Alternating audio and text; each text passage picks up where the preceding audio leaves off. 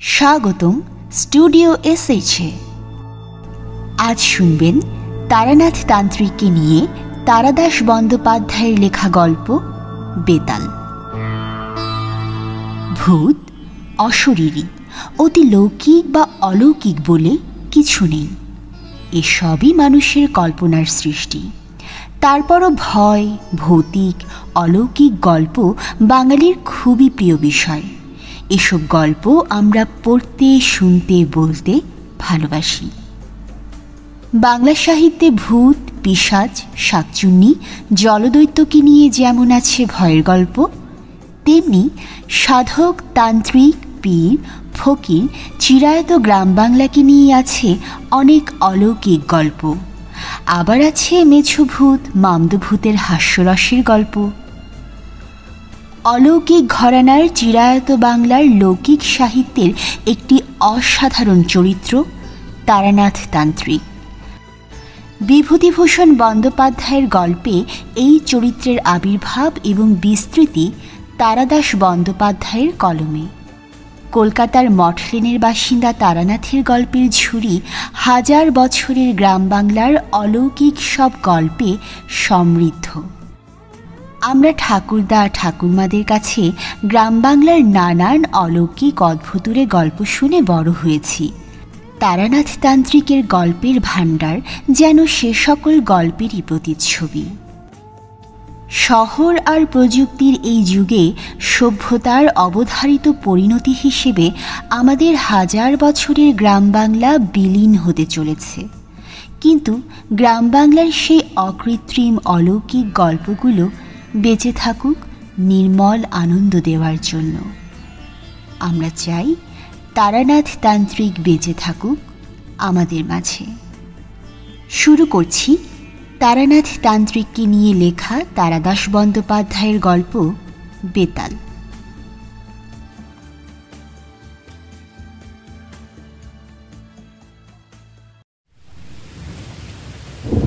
দিনটা সকাল থেকেই মেঘলা। দুপুরের দিকে বেশ এক পশলা বৃষ্টিও হয়ে গেল। তারপর আর বৃষ্টি নেই বটে, কিন্তু আকাশ থমথম করছে কালো মেঘে। জোরালো বাতাস দিচ্ছে। এমন দিনে মনে একটা কি করি ভাব হয়। দু একখানা বিলিতি ম্যাগাজিন বন্ধুদের কাছ থেকে চেয়ে এনে পরে পড়ব বলে জমিয়ে রেখেছিলাম। এখন সেগুলো উল্টে পাল্টে দেখলাম বাদলার দিনের মেজাজের সঙ্গে ঠিক খাপ খাচ্ছে না। কি করা যায়? স্ত্রীর সঙ্গে গল্প করব? না, 7 বছর বিয়ে হয়ে যাবার পর আর বাদলার দিনে খোলা জানালার ধারে স্ত্রীকে নিয়ে কাব্য চলে না। যতই নিষ্ঠুর শোনাক, কথাটা সত্য। মহাকালের নির্মমতা এবং অতীত সুখের দিন সম্বন্ধে বিমর্ষভাবে চিন্তা করছি, এমন সময় দরজায় কড়া নড়ে উঠল। উঠে গিয়ে দরজা খুলে দেখি কিশোরী সেন।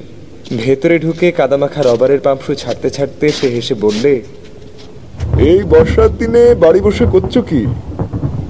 বললুম, যে অশ্ব নেই তার তৃণ সংগ্রহ করছিল। খুব ভালো হয়েছে তুমি এসেছো, একেবারে মেয়নো দিন না। আর বসে কাজ নেই, একটা জামা টামা যা হোক কিছু গলিয়ে নাও। চলো তারানাথ জ্যোতিষীর বাড়ি ঘুরে আসি। আর কিছু না হোক দু একটা আজব গল্প তো শোনা যাবে। এমন দিনেই তো উদ্ভট গল্প জমে। তারানাথের কথা আমার যে কেন আগেই মনে পড়েনি তা ভেবে অবাক লাগলো। বললুম, বসো, ধুতিটা বদলে নিই। পথে বেরিয়ে বললুম, ট্রামে উঠে কাজ নেই, মাসের শেষ। সেই 8 পয়সা দিয়ে বরং সিগারেট কেনা যাবে। হেঁটেই মেরে দিই চলো, এইটুকু তো পথ। কিশোরীরও মাসের শেষ। 8 পয়সার পাশিংশ কিনে হাঁটতে হাঁটতে দুজনে মটলেনে তারানাথের বাড়ি হাজির হলো। দরজা খোলে তারানাথের মেয়ে চারি। আমাকে দেখেই বললে, কাকা বাবু, আজ আমার লেসের ডিজাইন ভোলেননি তো? রোজ রোজ আপনি ভুলে যান। আজ ভুলিনি, আগে থেকেই পকেটে রেখে দিয়েছিলাম। বের করে হাতে দিতে চারি হাসি মুখে বাড়ির ভেতরে যেতে যেতে বললে, বসুন, বাবাকে ডাকি। খবর পেয়ে তারানাথ খুব খুশি হয়ে বেরিয়ে এলো। বহুদিনের মধ্যে তারও এমন একনিষ্ঠ শ্রোতা ও ভক্ত জোটেনি। গপ্পে লোক শ্রোতার মর্ম বোঝে। তক্তাপোষে বসতে বসতে তারানাথ বললে, তারপর হঠাৎ যে? ভালো লাগছিল না বাড়ি বসে, তাই আড্ডা দিতে চলে এলুম। দু একখানা গল্প হবে নাকি? তারানাথ স্পষ্টই খুশি হলো। বললে, বসো বসো জমিয়ে আগে, কি খাবে বলো। ও চারি, চারি এদিকে শোন দেখি একবার। চারি এসে দাঁড়াতেই তারানাথ বললে, যা দেখি, চট করে তেল নুন কাঁচা লঙ্কা দিয়ে মুড়ি মেখে নিয়ে আয়, পরে চা দিবি। তারপর আমাদের দিকে ফিরে বললে, কি গল্প বলবো, তোমরা তো এসব বিশ্বাস করো না। অমনি বললেন বিশ্বাস করি না? বিশ্বাস যদি নাই করব তাহলে এই বাদলায় এতখানি পথ ঠেঙিয়ে এলুম কি করতে? সে গল্প শোনার লোভে নাস্তিক আর অবিশ্বাসীরাই অলৌকিক গল্পের ভালো শ্রোতা হয়। আপনার কাছে এত দিন আসছি, আপনি কিন্তু আমাদের অলৌকিক কিছু দেখালেন না। তারানাথ উজ্জ্বল চোখে আমার দিকে তাকিয়ে বললে, মানে শূন্যে হাত নেড়ে সন্দেশ রসগোল্লা আনা, জলকে মন্ত্র পড়ে শরবত করে দেওয়া। তোমাকে তো একদিন বলেছি ওসব খুব নিম্ন শ্রেণীর শক্তি, ভেলকি। ও করায় গুরুর বারণ ছিল, তবে করিনি কি, করেছি। কম বয়সে ভক্তদের অবাক করবার জন্য পয়সা রোজগারের ফিকিরে করেছি কিছু কিছু, বাকি শক্তিও তাতেই গেল। ওতে কিছু নেই বাবু, আসল তান্ত্রিক কখনো ভেলকি দেখায় না। আচ্ছা, সাধুরা যে চোখ বুজে ত্রিভুবন ত্রিকাল সামনে দেখতে পান, এখানে বসে বিলেতে কি হচ্ছে সব বলে দিতে পারেন, এসব কি বিশ্বাসযোগ্য? তারানাথ জোর দিয়ে বললে, নিশ্চয়ই। সদ্গুরু পেলে আর প্রকৃত সাধনা করতে পারলে তুমিও পারবে। যেমন? যেমন ধরো সদ্য মৃত কোনো চণ্ডালের শব থেকে মুন্ড কেটে এনে অমাবস্যা বা সংক্রান্তি তিথিতে শ্মশানে গর্ত করে তাতে সেই মুন্ড নিক্ষেপ করতে হবে। পরে গভীর রাতে সেই গর্তের ওপর পদ্মাসনে বসে মাথার ওপরে মরা দাঁড়কাকের বাঁ দিকের ডানা রেখে 1,00,000 বার বীজ মন্ত্র জপ করলে তুমিও সর্বজ্ঞ হতে পারো। কিশোরী বললে, বীজ মন্ত্রটি কি? তারানাথ বললে, সেটি বলা যাবে না। তন্ত্রে অদীক্ষিত লোকের কাছে সাধনার গুহ্য মন্ত্র বলা নিষেধ। বীজ মন্ত্রই আসল কিনা। চারি তেলে জবজবে করে মুড়ি মেখে নিয়ে এলো। খেতে খেতে বললুম, আপনি কখনো সত্যিকারের কাপালিক দেখেছেন? কিশোরী জিজ্ঞেস করলো, তান্ত্রিক আর কাপালিকে পার্থক্য আছে নাকি কিছু? পার্থক্য আছে, তবে সেসব তোমাদের বোঝানো কঠিন, জেনেও তোমাদের কোনো কাজ নেই। হ্যাঁ, কাপালিক দেখেছি কিছু, কিন্তু একবারের স্মৃতি কখনো ভুলতে পারবো না। তারানাথ একটু অন্যমনস্ক হয়ে চুপ করে গেল। বললুম, বলুন না সে গল্প, বেশ লাগবে শুনতে। বলছি এখন, তোমরা খেয়ে নাও আগে। সে এক ভয়াবহ কাহিনী হে, অনেক দিন বাদে মনে পড়ে গেল। এখনো মনে হলে গায়ে কাঁটা দেয়। এ ঘটনা কি মধুসুন্দরী দেবীর আবির্ভাবের আগের? বটেই, আমার ভবঘুরে জীবনের একেবারে প্রথম দিকে ঘটেছিল। তখনও আমি বীরভূমের মাতোপাগলিকে দেখিনি। চা এনেছিস? রাখ এই তক্তাপোষেই, নাও চা খাও। আমরা চায়ে চুমুক দিলাম। তারানাথ গল্প শুরু করলে, আমার বয়স তখন 22-23। বাড়িতে আর ভালো লাগে না। আমাদের গ্রামের ধারে বাঁধানো বটতলায় একবার এক বিচিত্র দর্শন সাধু এসে 7-8 দিন বাস করেছিল। সামনে ধুনি জ্বালিয়ে চুপ করে বসে থাকে, মাথায় চূড়ার মতো উঁচু জটার ভার, চোখ দুটো বেশ শান্ত। গ্রামের অনেকেই তার কাছে গিয়ে দুধ, ফলমূল এসব দিয়ে আসতো। বৌঝিরা বায়না করতো মাদুলি তাবিজের জন্য।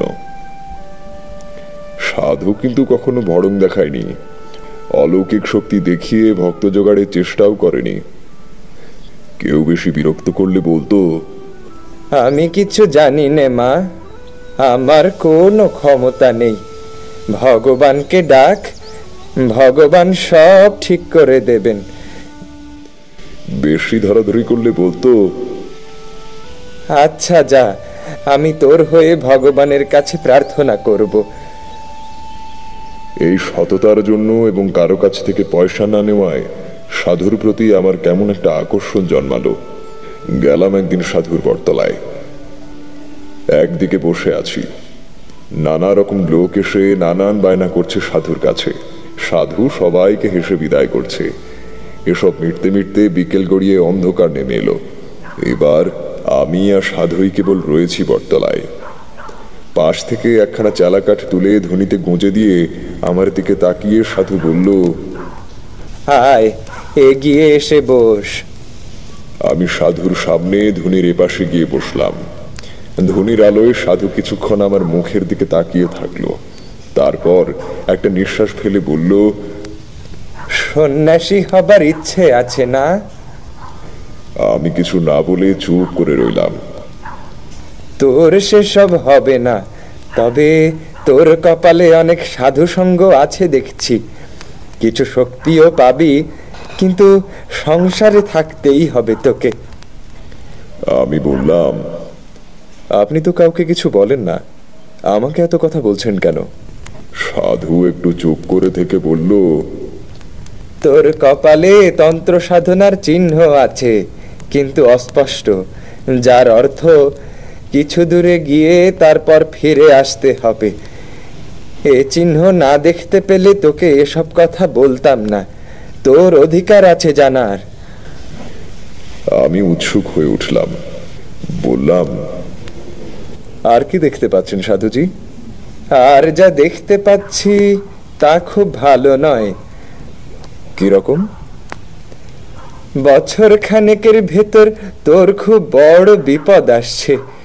ভালোই হয়েছে আমার সঙ্গে দেখা হয়েছে তোর, নইলে প্রাণ সংশয় হতে পারত। কিরকম বিপদ কিছু বলবেন না? তাহলে তার থেকে বাঁচবো কি করে? তা আমিও ঠিক বলতে পারছি না, জানলে নিশ্চয়ই বলতাম। তুই এসে বসবার পর থেকেই আমার মনে কেমন যেন অস্বস্তি হচ্ছিল। এখন তোর দিকে তাকিয়ে দেখতে পাচ্ছি তোর পেছনে একটা অন্ধকারের স্তূপ যেন চাপ বেঁধে আছে। আমি চমকে পেছনের দিকে তাকাতেই সাধু হেসে বলল, তুই দেখতে পাবি না, আমি দেখতে পাচ্ছি। 1 বছরের মধ্যেই যে বিপদ ঘটবে তা কি করে বলছেন? আগে বা পরেও তো হতে পারে।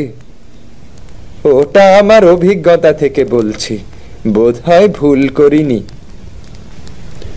চুপ করে বসে রইল। বলা বাহুল্য, সাধুর কথা শুনে একটু গা শিরশির করছিল। কেউ যদি জানতে পারে তার পেছনে একটা অদৃশ্য চাপ বাঁধা অন্ধকার ঘুরছে, তাহলে তার ভালো লাগার কথা নয়। তার উপর নির্জন জায়গা, গ্রামের বাইরের দিকে বটগাছটা, ধ্বনিতে পটপট করে কাঠের গাঁট পোড়াবার শব্দ হচ্ছে। সাধু আর আমি ছাড়া কোনো দিকে আর কেউ নেই। সাধু বলল, তোকে আমি একটা জিনিস শিখিয়ে দিয়ে যাচ্ছি, ভালো করে শিখে রাখ। যদি কোনোদিন কখনো বিপদ আসছে বলে মনে হয়, কি কোনো অস্বস্তি বোধ করিস, তাহলে এই প্রক্রিয়াটা করবি। যতই বিপদ আসুক, প্রাণটা বেঁচে যাবে। কি প্রক্রিয়া সাধুজি? নে, ভালো করে দেখ, আর এই মন্ত্রটা মুখস্থ করে নে। একে বলে গাত্র বন্ধন। শিখতে বেশিক্ষণ লাগলো না। বললাম, কিন্তু বিপদ যে আসছে তা বুঝতে পারবো কি করে? সাধু একটু হাসলো, তারপর বলল, তুই ঠিক বুঝতে পারবি, তোর কপালে তন্ত্র সাধনার চিহ্ন আছে। বললাম না, সময় হলে আমার মতো মনের মধ্যে বিপদের ঘন্টা বেজে উঠবে। আমি যেমন আজ তোর বিপদ বুঝতে পারলাম, কিন্তু আমি তো পারিনি। আজ থেকে তোকে কিছুটা শক্তি দিলাম, যা ভালো মন্দ যাই আসুক, তুই আগে থেকে আন্দাজ করতে পারবি। আমি হাত জোড় করে বললাম, আমাকে আপনার শিষ্য করে নিন, আমি দীক্ষা নেব আপনার কাছে। সাধু ভ্রু কুঁচকে বলল, ও সব হবে টবে না, আমি কাউকে শিষ্য করি না। আবদার করিস নে, যা কেটে পড়। আবার কবে আপনার দেখা পাবো? এমনিতে দেখা পাবি না, তবে যদি সত্যি কখনো তোর প্রাণ সংশয় ঘটে, তাহলে তোকে সাবধান করে দেব। তারপরেই একটা আধপোড়া কাঠ তুলে নিয়ে ধুনি খুঁচিয়ে দিতে দিতে বলল, যা যা ভাগ, পালা। বাড়ি ফিরে এলাম। পরদিনই সেই সাধু আস্তানা ভেঙে কোথায় চলে গেল কে জানে। পরদিন বিকেলে বটতলা গিয়ে দেখি শুধু নিভে যাওয়া ধনির ছাই আর কতগুলো আধপোড়া কাঠ পড়ে আছে। মাসখানেক কাটলো, কিছুই যেন আর ভালো লাগে না। কেবলই বাড়ির বের হয়ে পড়তে ইচ্ছে হয়। পথ যেন দারুণ আকর্ষণে টানছে। কেবল যে ধর্মের স্পৃহা তা নয়, একটা ভবঘুরুনি পেয়ে বসলো। আরো কিছুদিন এভাবে কাটবার পর একদিন সত্যিই কয়েকটা জামা কাপড় আর 10টা টাকা নিয়ে বেরিয়ে পড়লাম। বাড়ির লোক খোঁজাখুঁজি করবে এবং সন্ধান পেলেই ধরে নিয়ে যাবে বাড়িতে। এজন্য সারাদিনই প্রায় হাঁটতাম, যতটা দূরে গিয়ে পড়া যায়। রাত্রিরে আশ্রয় নিতাম কোনো গৃহস্থের বাড়িতে। তখনকার লোকজন ছিল ভালো, অভাব ছিল না। গোলা ভর্তি ধান, পুকুর ভর্তি মাছ, নিজের গরুর দুধ। অতিথিকে যত্ন করতে সে যুগের লোক ত্রুটি করত না। অব্রাহ্মণ গৃহস্বামী হলে গোয়াল ঘরের এক পাশেই পরিষ্কার করে রান্নার আয়োজন করে দিত। সেখানে বসে রাঁধতাম, তারা আবার অপেক্ষা করত ব্রাহ্মণের প্রসাদ পাবার। কিশোরী প্রশ্ন করল, জিনিসপত্রের দাম তখন কিরকম ছিল? গাঁয়ের দিকে বেশিরভাগ জিনিসই কিনে খেতে হতো না, সবই তো গ্রামেই উৎপন্ন হতো। তবে হ্যাঁ, মনে আছে একবার আমি আর আমার বন্ধু হরমোহন মাংস খাবার শখ হওয়ায় পাশের গ্রাম থেকে 10 আনা দিয়ে একটা পাঁঠা কিনে এনে দুজনে রান্না করে খেয়েছিলাম। তাও হরমোহন বারবার বলছিল আমরা ঠকেছি, আর একটু দরাদরি করলে 8 আনার ভিতরেই হয়ে যেত। আমি অবাক হয়ে বললাম, 10 আনা একটা আস্ত পাঁঠা? বটেই, সেসব সস্তা গন্ডার বাজার তোমরা কল্পনাও করতে পারবে না। দুজনে মিলে গোটা পাঁঠাটা খেয়ে ফেললেন? তা পারবো না কেন, গাঁয়ের ছেলে, আমাদের খিদেও ছিল আর অম্বলের ব্যামতেও ভুগতাম না।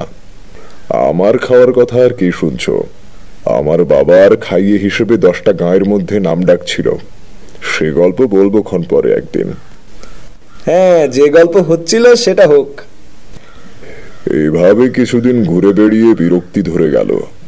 রোজ রোজ অকারণে পথ হাঁটা, লোকের বাড়িতে আশ্রয় নেওয়া, তাদের দাক্ষিণ্যে ভালো ভালো খাওয়া। শুধু খাওয়ার জন্যই কি বাড়ি থেকে বেরিয়েছি? বাড়িতে কি আমার ভাতের অভাব ছিল? কিন্তু যা চাই তা পাই কই? যাই হোক, পথ হেঁটে ক্লান্ত অবস্থায় একদিন সন্ধেবেলায় এক গ্রামে এসে পৌঁছলাম। গ্রামটায় ঘনবসতি নেই, একটু ছাড়া ছাড়া বাড়িঘর। আম জাম বাঁশ বাগানে ভরা। একটা বড় আম বাগানের পাশে কাদের বেশ সুন্দর বাড়ি দেখে সেখানেই আশ্রয় নেব ভাবলাম। সুন্দর বলতে পাকা বাড়ি নয়, পোড়ো চালের বড় বড় 8-10 খানা ঘর, মাঝখানে উঠোনকে ঘিরে। বিরাট উঠোনে ধানের গোলা, এক পাশে গোয়ালে কখানা গরু সাঁজালের ধোঁয়ার মতো বসে বসে জাবর কাটছে।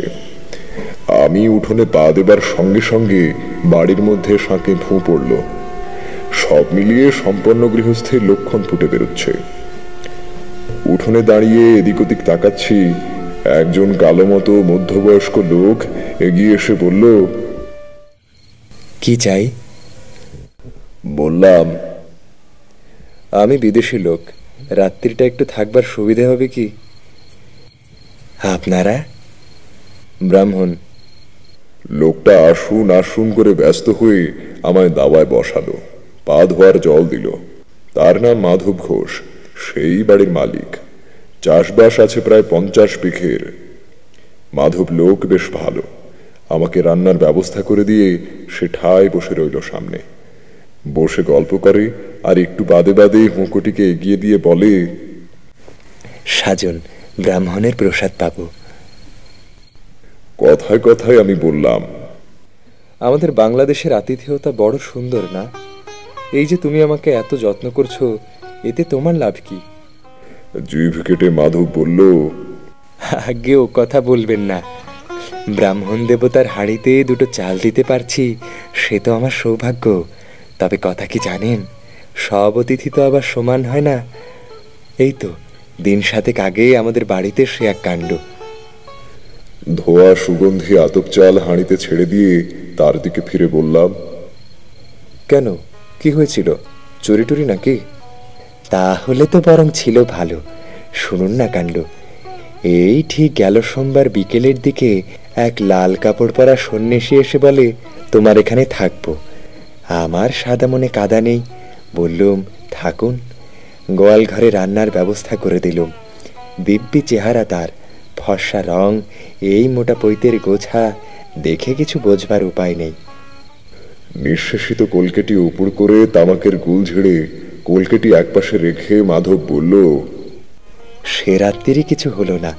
পরের দিন সকালে সন্ন্যাসী যাওয়ার সময় আমাকে বললে, কাল যে মেয়েটি রান্নার জিনিসপত্র এগিয়ে দিচ্ছিল সে তোমার কে হয়? আমার মেয়ে। কেন বলুন তো? তারপর কি বলবো আপনাকে, সন্ন্যাসী যা বলল তা শুনে তো নিমেষে আমার মাথায় রক্ত উঠে গিয়েছে। বলে কি, তোমার ওই মেয়েটি আমাকে দাও, আমি ভৈরবী করব। ওর শরীরে ভৈরবীর চিহ্ন রয়েছে। আমি অবাক হয়ে বললাম, তারপর? মাধব ঘোষ বলল, তারপর আর কি, আমার চেঁচামেচিতে পাড়ার লোক জড়ো হয়ে গেল। বললুম, যাও ঠাকুর, ব্রাহ্মণ বলে শুধু পার পেয়ে গেলে, নইলে মাধব ঘোষের মেয়ের দিকে নজর দিয়ে এ গ্রাম থেকে আর বেরোতে হতো না। সন্ন্যাসী আমার দিকে কটমট করে তাকিয়ে যাবার সময় বলে গেল, কাজটা ভালো করলি না, তোর মেয়ে উদ্ধার হয়ে যেত, প্রতিফল হাতে হাতে পাবি। আমি অবাক হয়ে শুনছিলাম। বললাম, বলো কি হে, এ তো সাংঘাতিক ব্যাপার। লোকটা আর আসেনি তো? মাধব ঘোষ হেসে বলল, আর তার আসতে সাহস হবে না, সন্ন্যাসী হলেও প্রাণের মায়া তো আছে। মাধব ঘোষের যত্নের সত্যি তুলনা নেই। খাওয়া দাওয়া প্রায় শেষ হয়ে এসেছে, একটা বড় জামবাটি ভর্তি দুধ এনে সে একটু দূরে নামিয়ে রাখলো। আমি লজ্জা পেয়ে বললাম, আবার দুধ কেন? আগে খান ওটুকু, ব্রাহ্মণ সেবা করলে আমার কল্যাণ হবে। পরের দিন সকালে উঠে আমি মাধবের কাছে বিদায় নিলাম। সে ছাড়তে চায় না কিছুতেই। আমি প্রায় জোর করে চলে এলাম বলা যায়। কারণ আগেই বলেছি, আমি দুটো ভাতের জন্য পথে বের হইনি। সরল মানুষের ঘাড়ে চেপে অকারণে অন্ন ধ্বংস করতে আমার খারাপ লাগলো। এই পথে আবার কখনো এলে তার বাড়িতে আশ্রয় নিব কথা দিয়ে বেরিয়ে পড়লাম। দুপুরে একটা গঞ্জ মতো জায়গায় চিড়ে দই কিনে খাই, তারপর আবার হাঁটি। সারাদিনে প্রায় মাইল 15-16 হেঁটে সন্ধে নাগাদ এমন একটা জায়গায় এসে পৌঁছলাম যার ত্রিসীমানায় কোনো গ্রাম বা জনবসতি নেই। রুক্ষ পাদবিহীন প্রান্তরের মধ্য দিয়ে একটা ছোট্ট কি নদী তীর তীর করে বয়ে চলেছে। কি করব ঠিক করতে না পেরে নদীর ধার ধরে হেঁটে এগুতে লাগলাম। মিনিট 15 হেঁটে দেখি সামনে এক শ্মশান, বেশ বড় শ্মশান। অন্তত যতদূর চোখ যায় তাকিয়ে দেখলাম কেবল পোড়া পোড়া কাঠের গুঁড়ি, ছেঁড়া মাদুর, কাঁথা, ভাঙা কলসি এসব পড়ে আছে। কিশোরী বললে, ওই নির্জন শ্মশানে সন্ধেবেলা আপনার ভয় করলো না? না, ভয় করবে কেন? শ্মশান অতি পবিত্র স্থান, সেখানে মানুষের সমস্ত পাপ শেষবারের মতো মুছে যায়, তার ঊর্ধ্বলোকে প্রস্থানের পথ সুগম হয়। শ্মশানে ভয় কিসের? যাই হোক, দাঁড়িয়ে চারিদিকে তাকিয়ে দেখছি, হঠাৎ গম্ভীর ভারী গলায় পেছন থেকে কে যেন বলে উঠল, এখানে কি চাই? কি ভয়ানক গলার স্বর! লোহার ড্রামে পাথর কুচি ঢাললে এমন শব্দ হতে পারে। চমকে পেছনে তাকিয়ে দেখি একজন সাধু দাঁড়িয়ে, মাথায় পাকা তেঁতুলের মতো অজস্র জটা, মুখময় অযত্নবর্ধিত দাড়ি গোঁফের জঙ্গল, লম্বায় আমার মাথা ছাড়িয়ে আরেক হাত, পরনে রক্তাম্বর, পায়ে বউল দেওয়া কাঠের পুরু খড়ম। কি দরকার এখানে? সাধুকে প্রণাম করে বিনীতভাবে জানালাম, আমার বিশেষ কোনো দরকার নেই, পথ হাঁটতে হাঁটতে এসে পৌঁছেছি মাত্র। কোথায় যাওয়া হবে? কোথাও না। মানে? ঠিক নেই। সাধু কি বুঝলে জানি না, কিছুক্ষণ আমার মুখের দিকে স্থির হয়ে তাকিয়ে থাকলো। তারপর তার দাড়ির জঙ্গলে খুব সূক্ষ্ম একটা হাসির রেখা ফুটে উঠল। সে বলল, আয় আমার সঙ্গে। সেই ঘনায়মান অন্ধকারে আমি সাধুর পেছনে চললাম। বেশ খানিকটা হাঁটবার পর দেখি একটা গাব বা ওই জাতীয় কোনো গাছের নিচে সাধু মরার মাদুর, কাঁথা ইত্যাদি টাঙিয়ে বেশ ঝুপড়ি মতো বানিয়েছে। বললাম, এখানে আপনি থাকেন? কেন, অসুবিধেটা কি? সাধুর কথাবার্তা যেন কেমন কেমন। আমি বললাম, না, অসুবিধে আর কি, তাই বলছি। সাধু আমাকে ঝুপড়ির বাইরে বসতে বলে নিজে ভেতরে ঢুকলো। বেরিয়ে এলো দুটো পাকা কলা হাতে নিয়ে। বলল, এই নাও, খাও। নিলাম। কি উদ্দেশ্যে বেরোনো হয়েছে বাড়ি থেকে? সাধু হবার ইচ্ছে নাকি? আমি উত্তর না দিয়ে কলা হাতে চুপ করে বসে রইলাম। তুই আমার কাছে থেকে যা, আমি তোকে চেলা করে নেব, থাকবি? তারপর সাধু একটা কথা বলল, যা আমাকে আমাদের গ্রামের বটতলার সেই সাধু বলেছিল। বলল, তোর কপালে তন্ত্র সাধনার চিহ্ন আছে, থেকে যা তুই আমার কাছে। আমি একটু ফাঁপড়ে পড়লাম। এই সাধুকে দেখে আমার তেমন ভক্তির উদয় হয়নি, বরং কেমন একটু অস্বস্তি হয়েছে। এত সহজে নিজে থেকে চেলা করে নিতে চাইল দেখে সেভাব বেড়েছে বই কমেনি। ভালো সাধু কখনো কথায় কথায় শিষ্য করে বেড়ায় না। অবশ্য আমার আর চিন্তা কি, থাকি কদিন, ভালো না লাগলে কেটে পড়ার বাধা কোথায়? সাধু সঙ্গের জন্যই তো বেরিয়েছি, বাজিয়ে দেখতে দোষ কোথায়? বললাম, থাকবো। বেশ, আমি একটা বিশেষ সাধনা করছি, সেটা কদিনের মধ্যেই শেষ হয়ে যাবে, তারপর তোকে দীক্ষা দেব। কি সাধনা? সে আছে, সময় হলেই জানাবো। তাছাড়া তোর সাহায্য আমার দরকার হতে পারে। থেকে গেলাম সাধুর কাছে। 2-4 দিন কেটে গেল। সাধু আমাকে একলা ফেলে রেখে সারাদিন কোথায় কোথায় ঘুরে কি সব সংগ্রহ করে আনে, বোধ হয় নিজের সাধনার জিনিসপত্র। রাত্রিরে বসে অনেকক্ষণ ধরে পুজো আচ্চার জপ তপ করে। সে সময়টা আমি একটু দূরে কাঠকুটো দিয়ে আগুন জ্বেলে মাটির হাঁড়িতে ভাতে ভাত রান্না করি। অনেক রাত্রিরে খাওয়া হয়। ক্রমে সাধুর কাণ্ড কারখানা দেখে আমার মনে দৃঢ় বিশ্বাস হলো সাধু একজন কাপালিক। একদিন একটা মরা চড়ুই পাখি কোথা থেকে ঠ্যাং ধরে ঝুলিয়ে এনে হাজির। ঝুপড়ি থেকে ছুরিয়ে এনে চড়ুইটার পেট চিরে নাড়ি ভুড়ি বের করলো সাধু। তারপর কি একটা জিনিস আমাকে না দেখিয়ে টুক করে ভরে দিল পাখিটার পেটে। আবার ঝুপড়িতে ঢুকে দুখানা একই মাপের মাটির সরা এনে একটায় মরা পাখিটা রেখে অন্যটা দিয়ে চাপা দিয়ে দিল। তারপর একটু আটা মেখে সে আটা দিয়ে দুটো সরাই মুখে মুখে জুড়ে দিল। আমি অবাক হয়ে বললাম, এ দিয়ে কি হবে? সাধু সংক্ষেপে বলল, কাজ আছে। তারপর আমার হাতে মুখবন্ধ সরাটা দিয়ে বলল, আগুনে পোড়াও তো এটা, 1 ঘন্টা ধরে পোড়াবে। এইভাবে 3 দিন 1 ঘন্টা করে পোড়াবে। নাও। রান্না হয়ে গিয়েছিল, কিন্তু আগুন তখনও জ্বলছে। আমি কথা না বলে সরাটা সাধুর কাছ থেকে নিয়ে আগুনে রেখে দিলাম। সাধু বললে, দ্রব্যগুণ, বুঝলে? দ্রব্যগুণ এক বিরাট জিনিস, তুমি মানো? নিজে প্রত্যক্ষ দেখিনি কখনো। গাছপালা থেকে ওষুধ তৈরি হয় দেখেছি, খেলে অসুখ সেরে যায় তাও দেখেছি, কিন্তু যেসব কথা শুনতে পাওয়া যায়, বশীকরণ, স্তম্ভন, সেসব দেখিনি। সাধু হেসে উঠে বলল, বশীকরণ? ও আবার একটা কঠিন কিছু নাকি? ওর অনেক রকম উপায় আছে। বেশি জটিল প্রক্রিয়ায় যাবার দরকার কি? একটা সোজা উপায় শিখিয়ে দিই, শোনো। চেষ্টা করলে তুমিও পারবে। আগে কি? যে কোনো মাসের অমাবস্যা তিথিতে যদি দুপুরবেলা ঘূর্ণিঝড় ওঠে কিংবা জোরালো হাওয়া দেয়, তাহলে সেই হাওয়ায় উড়ে যাওয়া কোনো শুকনো গাছের পাতা একটা মন্ত্র বলতে বলতে বাঁ হাতে ধরে ফেলতে হবে। সেই পাতা গুঁড়ো করে পান বা দুধ বা যা হোক কিছুর সঙ্গে খাইয়ে দিতে পারলে সেই লোক কুকুরের মতো তোমার পায়ে পায়ে ঘুরবে। আছে আমার কাছে, দেখবে। সাধু ঝুপড়ি থেকে একটা শুকনো অশ্বত্থ পাতা হাতে করে বেরিয়ে এলো। বলল, ভাদ্র মাসের অমাবস্যায় ধরেছিলাম, থাকো আমার কাছে, এর গুণ দেখিয়ে দেব।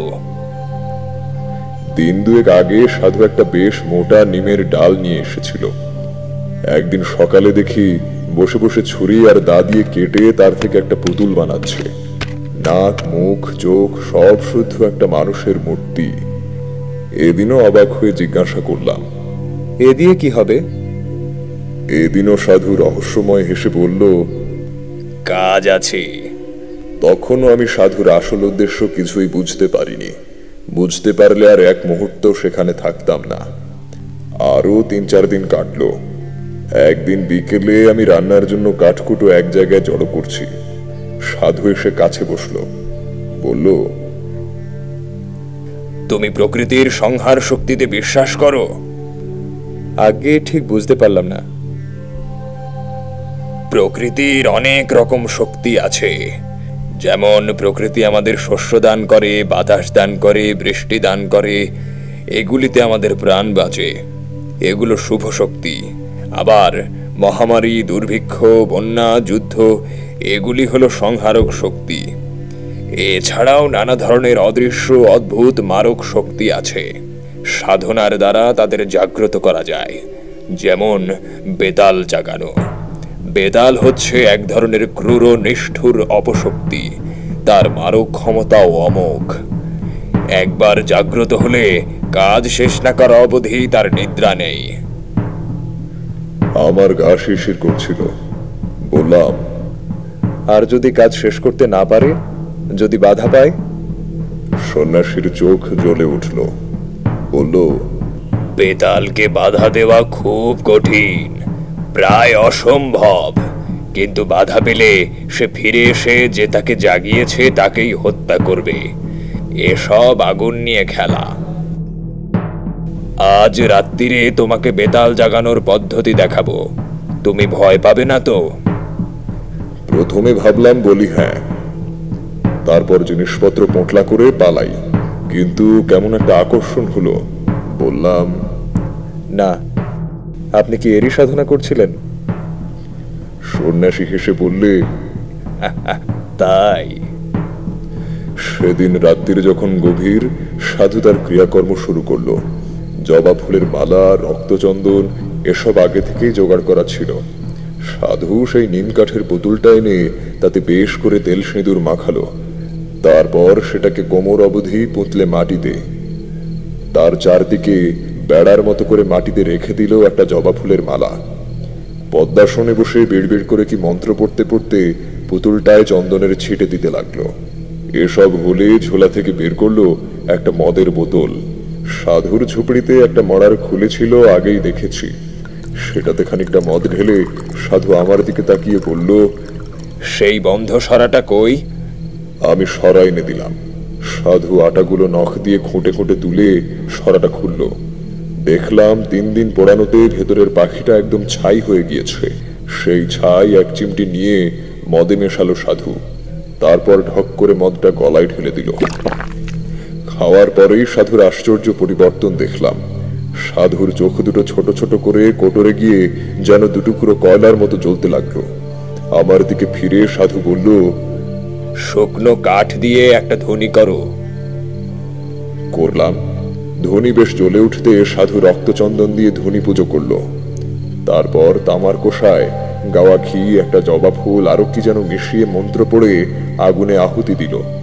সঙ্গে সঙ্গে একটা বিকট পোড়া গন্ধে ভরে গেল চারদিক। সাধু বিকৃত গলায় হেসে উঠল। আর আমার মনে হলো সেই ধোঁয়ার অন্ধকারের ভেতরে ধ্বনির মধ্যে থেকে একটা যেন জমাট অন্ধকার দিয়ে তৈরি মূর্তি উঠে বাতাসে ভর করে ভেসে কোথায় মিলিয়ে গেল। আমি অবাক হয়ে সেই দিকে তাকিয়ে রইলাম। মূর্তিটাকে খুব পরিষ্কারভাবে যে দেখেছিলাম তা বলতে পারি না, তবে যেটুকু দেখতে পেয়েছিলাম তাতেই বুক ঠান্ডা হয়ে আসে। বিশাল স্থূল রাত্রির অন্ধকার দিয়ে তৈরি যেন একটা অপছায়া। সাধু বলল, দেখলে ওই বেতাল? কোথায় গেল? সাধু বসে বলল, এদিকে সরে এসো। আমি আসল কথাটা এতদিন বলিনি, আজ বলি। আজ থেকে 15-20 দিন আগে এখান থেকে মাইল 20 দূরে এক গ্রামে আমি মাধব ঘোষ বলে একজন লোকের বাড়ি রাত্রিরে আতিথ্য গ্রহণ করি। আমার মাথায় বিদ্যুৎ খেলে গেল। মাধব ঘোষ? তাহলে এই কাপালি কি সেদিন মাধব ঘোষের বাড়িতে হাঙ্গামা করেছিল? বটে। সাধু বলে চলেছে। সেই মাধব ঘোষের বড় মেয়েটির দেহে প্রকৃত সাধন সঙ্গিনী হবার উপযুক্ত সমস্ত লক্ষণ বর্তমান ছিল। আমার বর্তমানে কোনো ভৈরবী নেই। আমি পরদিন সকালে সাধনার জন্য মেয়েটিকে চাইলাম। মাধব দিল তো নাই, উপরন্তু আমাকে অকথ্য অপমান করে বাড়ি থেকে তাড়িয়ে দিল। সেই অপমান আমার বুকে কাঁটার মতো বিঁধে আছে।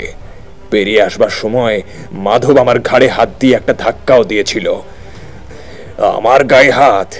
আচ্ছা মাধব ঘোষ, এইবার দেখব তোমাকে। আমি ভয় পেয়ে বললাম, কি করবেন আপনি? করব কি, করেছি। এই যে বেতাল জাগিয়ে পাঠালাম, কোথায় গেল সে? পাঠালাম ওই মাধব ঘোষের বাড়ি।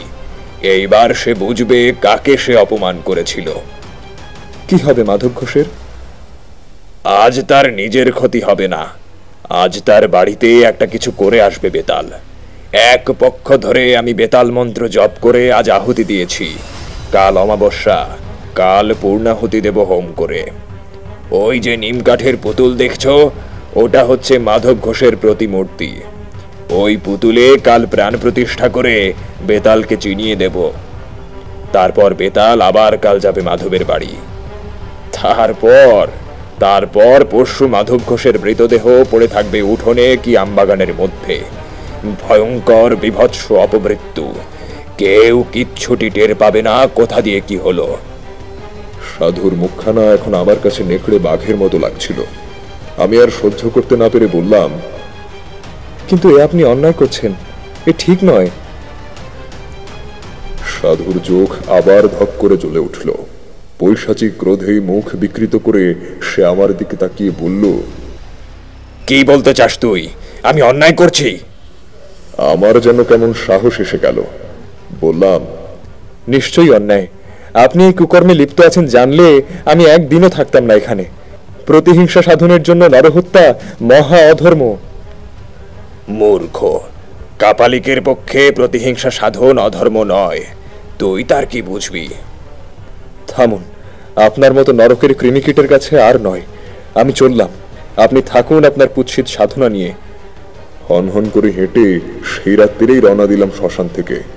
পেছনে সাধু ডেকে বলছিল, যাচ্ছিস যা, কিন্তু শুনে যা, আজ পর্যন্ত কেউ আমাকে অপমান করে বেশি দিন পৃথিবীর আলো দেখেনি, মনে রাখিস। অনেক দূর চলে এসেছি। তখনও পেছন থেকে রাত্রিরের নির্জনতা ভেদ করে সাধুর উন্মাদের মতো হাসি শুনতে পাচ্ছিলাম। পরের দিন দুপুর গড়িয়ে গেলে অবিশ্রান্ত হেঁটে আমি মাধব ঘোষের বাড়ি পৌঁছালাম। দেখি সমস্ত বাড়িটা যেন কেমন ঝিমিয়ে আছে, ভেতরে কেউ যেন জেগে নেই। আমার বুকটা ছাত করে উঠল। না জানি বেতাল কাল রাত্রিরে কি করে গিয়েছে। উঠোনে দাঁড়িয়ে ডাক দিলাম, মাধব, মাধব। ডাক শুনে ভেতর থেকে মাধব বেরিয়ে এলো। আমাকে দেখে সে যেন হাতে চাঁদ পেল। এগিয়ে এসে পায়ের ধুলো নিয়ে বলল, ঠাকুর মশাই, ওহ আপনি এসেছেন। আমি যেন একটু বল পেলাম। ভগবান পাঠিয়েছেন আপনাকে। দেখলাম মাধবের চোখ বসে গিয়েছে, মুখ শুকনো। বললাম, কি হয়েছে? কোনো বিপদ আপদ হয়নি তো? আর বিপদ, গতকাল রাত্রিরে আমার দুখানা গাই গরু মরে গেল ঠাকুর মশাই। সে কি, গরু মারা গেল কি করে? তা কি করে বলি বলুন দেখিনি ঠাকুর মশাই। আশ্চর্য ব্যাপার, তখন অনেক রাত। হঠাৎ গোয়ালে কেমন একটা শব্দ শুনলাম। মনে হলো গরুগুলো যেন ভয় পেয়ে ছটফট করছে। উঠে বাইরে যাবার আগেই মুংলি গাইটা চিৎকার করে উঠল। গিয়ে দেখি রাঙি আর মুংলি দুটোই মাটিতে শুয়ে ছটফট করছে। কি হলো কে জানে। তক্ষুনি লোক পাঠালাম পাশের গাঁয়ে গোবর্দির জন্যে। সে এলো বটে, কিন্তু কিছুই বুঝতে পারলে না। আজ সকালে মারা গেল গরু দুটো। মাধবের চোখ দিয়ে জল পড়তে লাগলো। বলল, আজ সকাল থেকে আবার মেয়েটার জ্বর, গা যেন পুড়ে যাচ্ছে। এসব তো ভালো কথা নয় ঠাকুর মশাই। আপনি এলেন ভালোই হলো। ব্রাহ্মণ মানুষ, ভিটে বাস করলে আমার ভয় কেটে যাবে। বুঝলাম সবই, কিন্তু আমার কি করার আছে কিছুই বুঝতে পারলাম না। আমি থাকলে যদি মাধব শান্তি পায় তাহলে থাকতে পারি, এই মাত্র। একটু পরেই একটা অদ্ভুত ঘটনা ঘটল। তখন বিকেল বেশ গাঢ় হয়ে এসেছে। মাধব ঘোষ বেশ করে ফলারের আয়োজন করে দিয়েছিল। ফলার করে আমার একটু বাগানে যাবার প্রয়োজন হয়ে পড়ল। মাধবের কাছ থেকে গাড়ু চেয়ে বাগান সারলাম। গাড়ু হাতে ফিরছি, হঠাৎ মনের মধ্যে কেমন যেন একটা অনুভূতি জেগে উঠল। ঠিক কিরকম তা বোঝাতে পারবো না, যেন আমার খুব বড় একটা বিপদ আসছে। খুব কাছে এসে গিয়েছে সে বিপদ। ভয়ের একটা বিচিত্র অনুভূতি বুকের মধ্যে ঠেলে উঠল। সেই অন্ধকার নির্জন আমবাগানে দাঁড়িয়ে হঠাৎই আমার বুক যেন হিম হয়ে গেল। কেন এরকম হচ্ছে আমার? তাড়াতাড়ি ফেরবার জন্য এগুতে গিয়ে মনে হলো কয়েক হাত দূরে একটা আম গাছের গুড়ির পাশে কে যেন চুপ করে দাঁড়িয়ে আছে।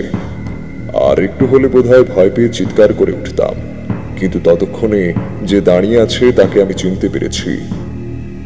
আমাদের গাঁয়ের বটতলার সেই সৌম্যমূর্তি সাধু, যিনি বলেছিলেন আমার বিপদ ঘনিয়ে এলেই আমাকে দেখা দেবেন। তাহলে কি সত্যিই আমার আজ সেই বিপদের দিন এসেছে? দূর থেকেই আমি সাধুকে প্রণাম করলাম। সাধু হেসে হাত তুলে আশীর্বাদ করলেন। তারপর হঠাৎ কোথায় সাধু, কোথায় কি, কেউ নেই কোথাও। আমি একা অন্ধকারে গাঢ় হাতে দাঁড়িয়ে। ফিরে এসে মাধব ঘোষকে ডাকলাম। বললাম, দেখো, আজ তোমার আমার দুজনেরই খুব বিপদ। কি বিপদ তা আমি তোমাকে বলবো না, তোমার জেনেও কাজ নেই। মোট কথা, আজ আর তুমি বা তোমার বাড়ির কেউ বাড়ির চৌহদ্দির বাইরে পা দেবে না। চুপ করে বাড়িতে বসে ভগবানের নাম করো, আর আমাকে এক ঘটি জল এনে দাও তো। মাধবের মুখ শুকিয়ে আরো ছোট হয়ে গেল। দৌড়ে এক ঘটি জল নিয়ে এলো সে। আমি সাধুর দেওয়া গাত্রবন্ধনের মন্ত্র দিয়ে জলটা শোধন করে বাড়ির চারদিকে ঘুরে ছিটিয়ে গণ্ডি কেটে দিলাম। আমি বুঝতে পেরেছিলাম বিপদ শুধু আমার আর মাধবের, কাপালিক আমাকেও ছাড়বে না। আজ অমাবস্যা, আজই সে আমাদের দুজনকে বেতাল পাঠিয়ে শেষ করবে। অন্যেরা হয়তো নিরাপদ, তবু সাবধানের মার নেই জেনে সারা বাড়ির চারদিকেই গণ্ডি দিয়ে দিলাম। রাত্রিরে খাওয়া হলে আমি মাধবকে ডেকে বললাম, তুমি আমি আজ এক ঘরে থাকবো। বাড়ির সবাই শুয়েছে? আগে হ্যাঁ ঠাকুর মশাই। বেশ, এসো আমার সঙ্গে। ঘরে গিয়ে আমি মাধবকে বললাম, ওই ঘটি থেকে খানিকটা জল ঢালো মাটিতে। এই যে খাটের পায়ের কাছে, এইখানটায় ঢালো। আচ্ছা, এবার ডান পায়ের বুড়ো আঙ্গুল দিয়ে ওই জল থেকে রেখা টেনে খাটের চারদিকে একটা জলের গণ্ডি কাটো। নাও, শুরু করো। আমি তোমার সঙ্গে মন্ত্র পড়তে পড়তে ঘুরছি। তুমি গৃহস্বামী, তোমাকেই করতে হবে, নইলে আমি করে দিতাম। সেই গণ্ডির ভেতরে খাটে উঠে আমরা দুজন বসে রইলাম। সে কি ভয়ঙ্কর রাত! আমার বুকের ভেতরে এই বিচিত্র বিপদের ঘণ্টা বেজে চলেছে। কি যেন ঘটবে, কে যেন আসছে। আমার পাশে চুপ করে বসে মাধব। ঠিক মাঝরাত পেরিয়ে যাবার পর হঠাৎ যেন এক ঝলক হাওয়ায় বাইরের আমবাগান কেঁপে উঠল। ঝড়ের সময় নয়, কিছু নয়, হাওয়া এলো কোথা থেকে। ক্রমে সেই হাওয়া বেড়ে রীতিমতো ঝড়ে পরিণত হলো। সমস্ত আমবাগান যেন ভেঙে পড়বে। বাড়ির জানালা দরজা দড়াম দড়াম করে বন্ধ হতে আর খুলতে লাগলো। বাড়ির ভেতর মেয়েরা শব্দ করে কেঁদে উঠল। আমি চেঁচিয়ে বললাম, কেউ বাইরে আসবেন না, সব ভেতরে বসে থাকুন। ঝড়ের শব্দের মধ্যে কার যেন বিভৎস হুঙ্কার। বিকৃত জান্তব গলায় কে যেন অমানসিক হুঙ্কার করছে।